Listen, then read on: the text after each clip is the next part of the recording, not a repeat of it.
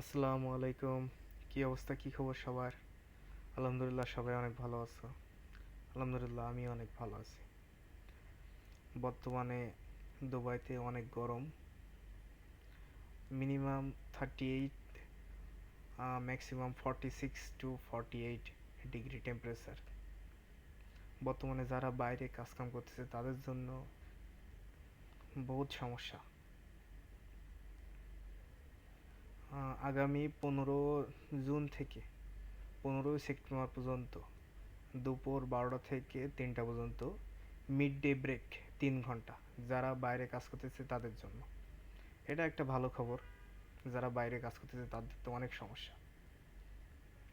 এই 2-3 মাস মানুষের জন্য খুবই একটু সমস্যা। সবাই আমাদের জন্য দোয়া করবেন। বাইরে যারা কাজ করতেছে তাদের জন্য দোয়া করবেন, যেন সবাই ভালোভাবে কাজ করতে পারে।